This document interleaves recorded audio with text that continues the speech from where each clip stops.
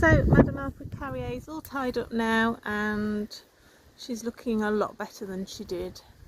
She's really been thinned out. I know it's not an ideal time of year, I should have really done this in the winter, but I've got so many trees and roses to look after that I didn't really get round to this one. I think probably because she's at the back of the barn, which is out of sight, she tends to get neglected a little bit. But I'm determined to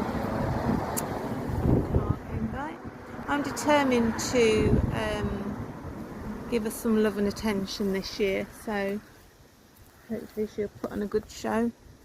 We won't really see her, but the people over the road will, and the people walking along the path. But she has got fabulous flowers, aren't they gorgeous?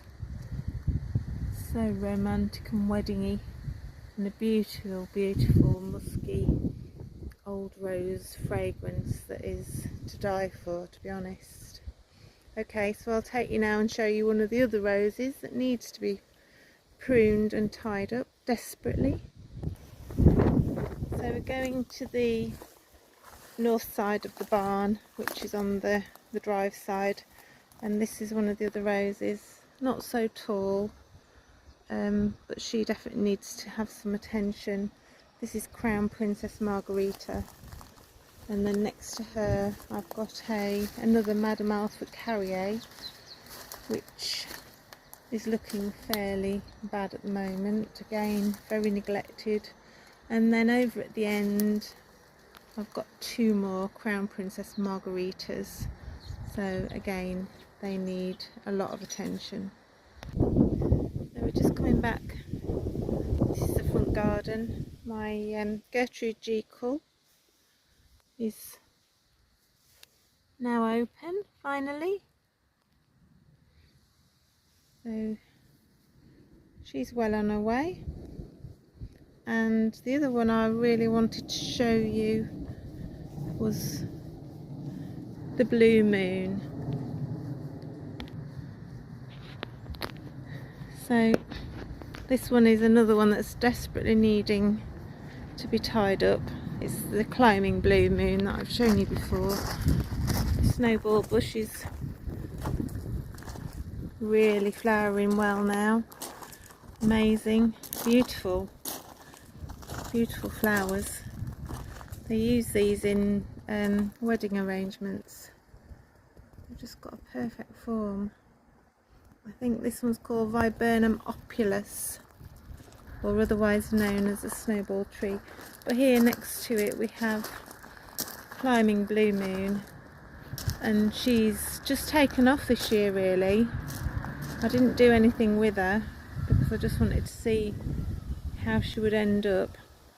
I'm thinking of maybe weaving some of her back into the snowball bush, because I have already put some canes in here, so we've got a little bit of the rose there in with the snowball, and also we've got some up here which you probably see if it stops blowing about so much.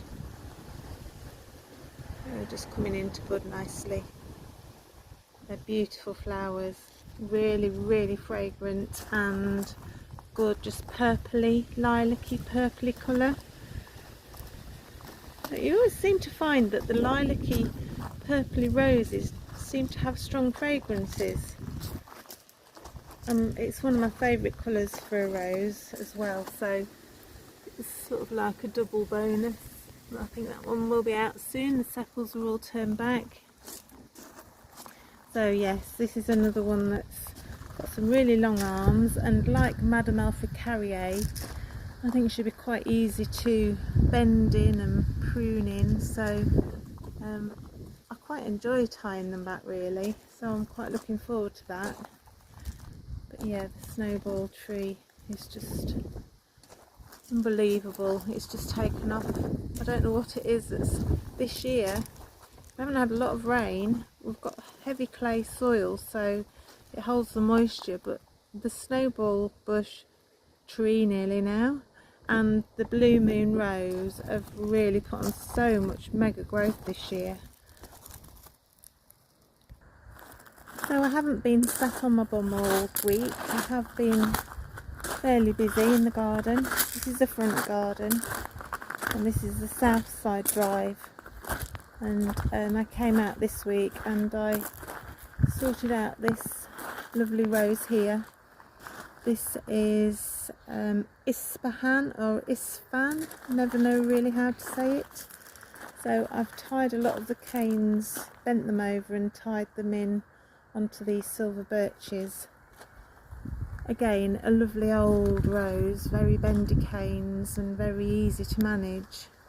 But this is a once flowering rose, so once she's done with her flowers, then she'll get a little light prune and I'll feed her as well, and then she'll just keep growing then, putting on the new growth ready for the blooms which will flower on the old growth from the year before, which is this year.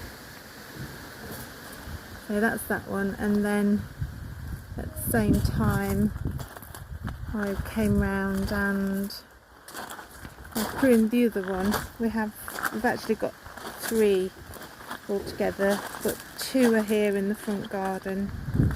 This is a beautiful little acer. I grew that from seed, so that's probably really a new variety, but got 2 of those that came up. Oh, this rose here, she'll soon be out, I think, and if you can see her, that's Minerva. Again, another one of those favourite colours of mine. A beautiful purple, purpley, deep pinky purple, and extremely fragrant too, and a really healthy rose. I think she's more of a modern rose though.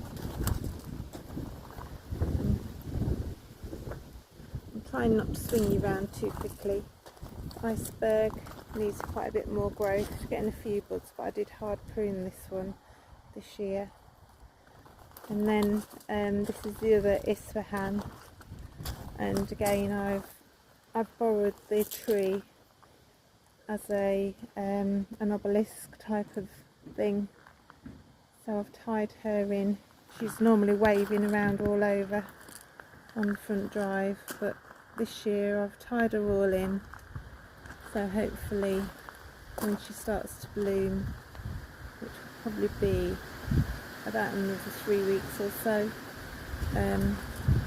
she'll be all held together.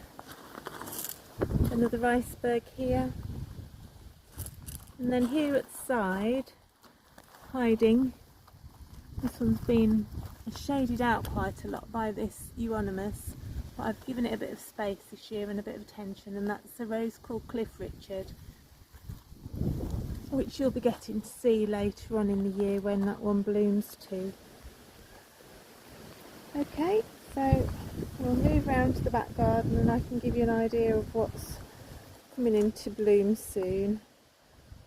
So we'll go and have a look. Actually, while we're still here in the front garden, I'll just show you. It's quite a windy day today, isn't it? These are Litchfield Angel. This one there. I've actually got 4 of these in the front, so they should put on a good show. Another really good recommended rose. And then this one here with its cage around it still and full at the moment of little white fly and green fly is Graham Thomas, a David Austin rose again. So I'm sure that'll look different again in another few weeks when the ladybirds get round. Now coming through the side gate, I have a rose on this wall.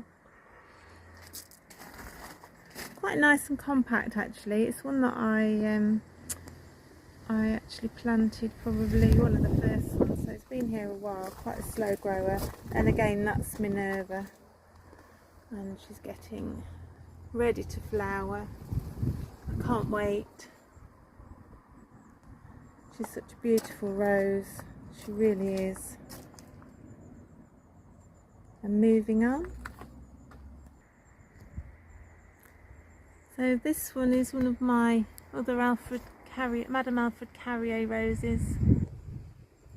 I tend to sort of give her a good prune every few years, and then I just leave her to it because she's growing at the side of a shed and she hasn't really got anything that she can be splayed out onto, so I do just tend to let her do her own thing. She seems happy enough.